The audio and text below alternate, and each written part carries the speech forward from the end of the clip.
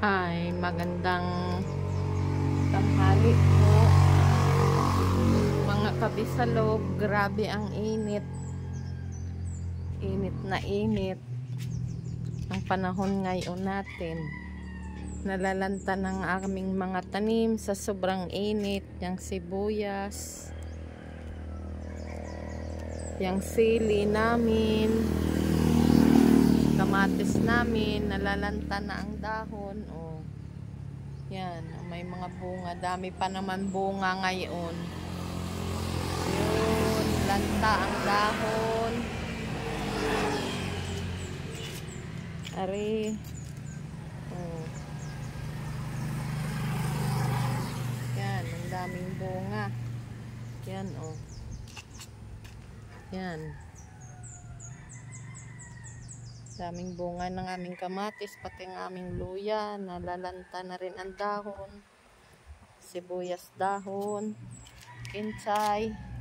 Pananim na kamatis. At saka yung sibuyas dahon namin.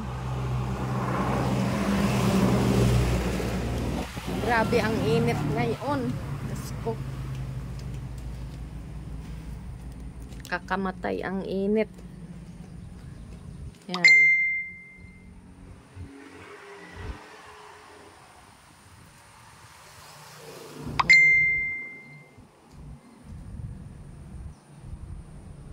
Ito ang aming kalabasa din eh. Mabuti hindi na siya masyadong nakaano sa init. Nabibilad. Pero pag doon sa harap namin ngayon, sobrang init. Dito sa aming likod, talagang init na init. Oh. Si Master nagtatakal ng kanyang mantika. Tinatakal niya sa bote.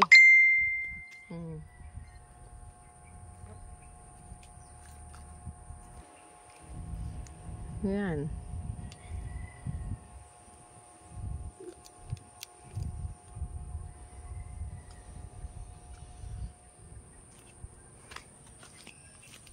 Grabe. Dito sa likod ng bahay namin.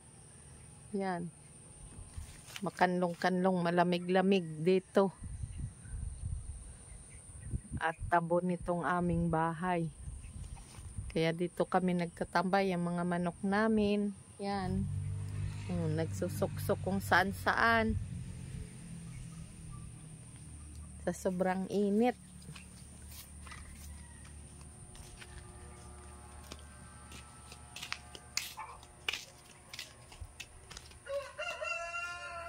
Ano, tigre? Tigre? Naiinitan ka na? Yan. Nagtanim ako kanina ng ng niyog na dwarfs. Galing ito sa Mindoro. Ito. Kasi malapit ng kabilugan. 11 na ngayon, 30 ng kabilugan. Tinanim ko na siya. Yan. Galing Mindoro yan.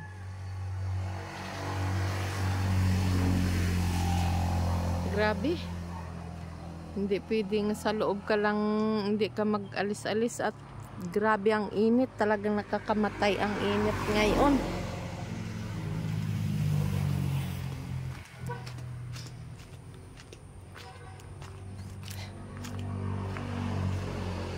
Napakasakit sa ulo. Sobrang init. Tingnan nyo. Sagting ang init. Dito sa amin sa Lopez, Quezon. Yan. Silipin natin yung mabuti na lang dito sa aming gilid ng bahay. Maraming puno nga nakatanim. Yan, sari-sari na. Tanim. Bisitahin ko yung aking baboy. Nag-iingay. At Nangangandi na ito. Ayan.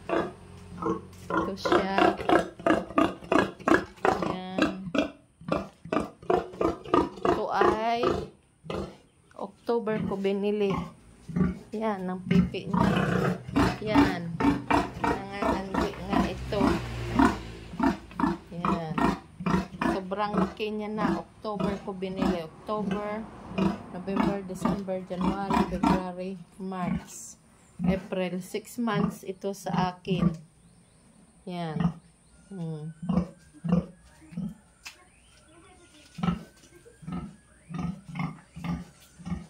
Yung apo ko. Si cellphone.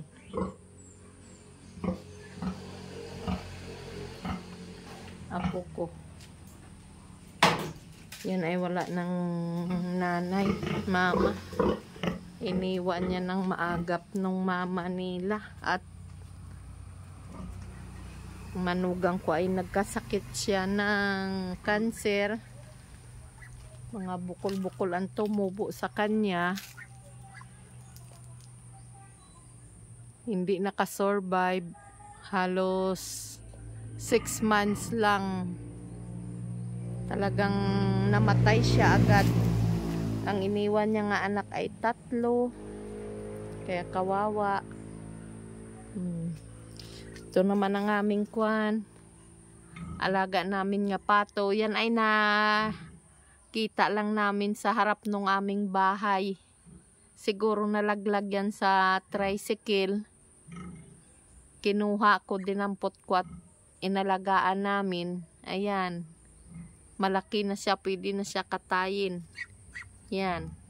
Mga 1 kilo at kalahati na daw yan at tinimbang yan kahapon nung ni Master. Tingnan nyo naman ang init, oh. Talagang sagting na sagting ang init dito sa amin. Sa mga magbabiyahe ngayon dito sa papuntang Quezon, talagang sacrifice kayo sa panahon ngayon nga sobrang init. Lalo yung sa nagko-commute sa bus ay talagang sa traffic. Nandito si Bisalog, oh, sa likod nung nagpapahangin. Makanlong kasi dito. Yan na nga maging niyog ng mga tinanim. Dito ito sa amin lang sa bahay namin. Andyan yung bahay namin. Andyan yan ang highway na yan. Kaya maingay.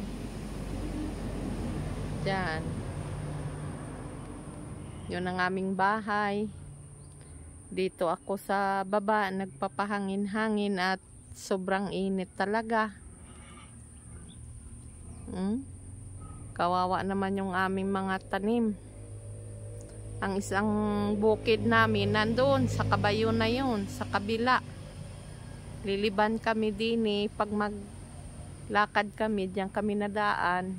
Liliban kami papunta doon sa pangalawang bundok na yun. Yun.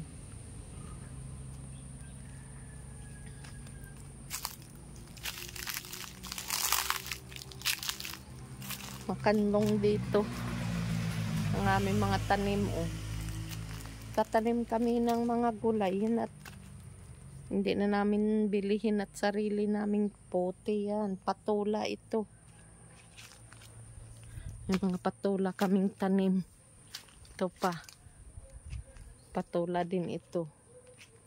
Oh, grabe ang init, oh.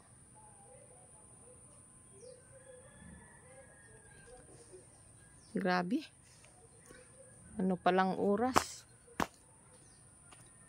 Hindi pwede magpapainit ngayon ang tao at talagang mabadadali tayo ng heat stroke pag magpapainit. Pati yung aso. Hingal din.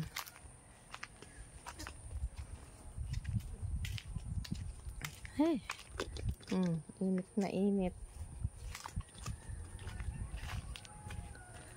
Aring aking atis na bunga na. Tinanim ko ito. Marami na naman siyang bunga, oh.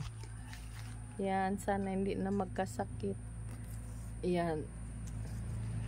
Tapos may mga namumulaklak pa siya. Grabe, ito ang bunga na naman ito.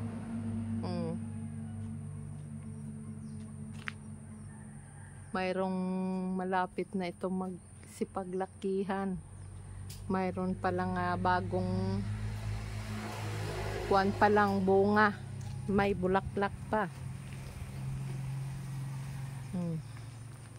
Tigre, ano, naiinitan ka? Ha, naiinitan ka? Init, hindi ka naliguan. Grabe. Sagting na sagting ng init ay, oh. Ay, Diyos ko po, iba na ang panahon ngayon natin. Talagang ang panahon natin ay pag uminit, talagang init na init. Pag umulan, ulang-ulan. Yan, lalo dito sa harap namin. Dito.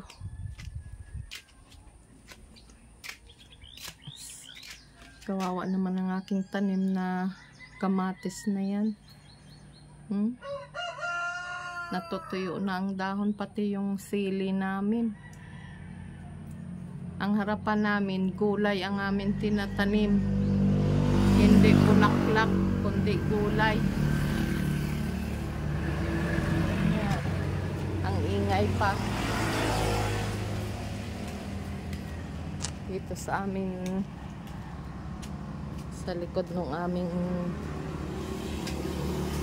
kubo.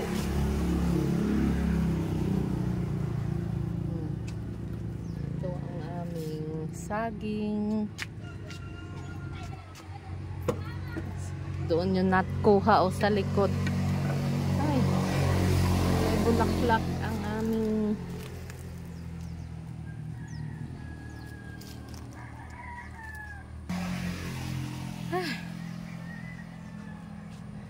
grabe.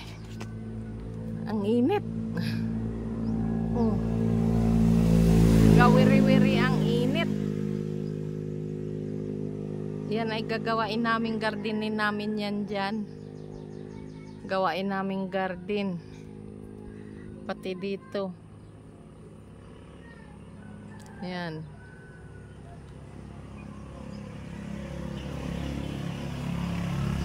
Grabe ang init, oh. Talagang grabe.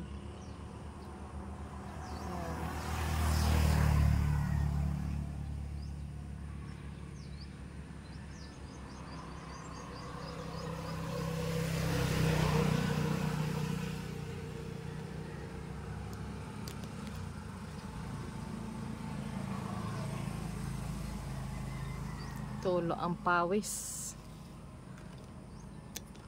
Oh, grabe ang pawis ni Bisalog, oh. Talagang, kahit saan ka magpisto. Init na init.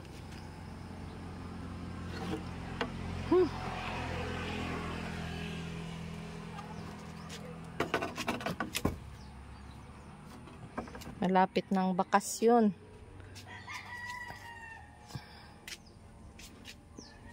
Magbabakasyonan na.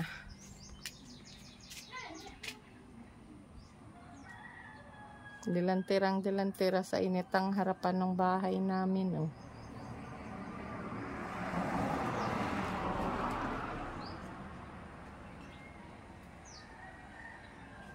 Yan. Ang singaw pati ng init ng kalsada dito din ng punta sa amin. Ang init ng semento. Bye-bye and God bless. Maraming salamat sa panonood nyo and pag-support nyo. Bye-bye.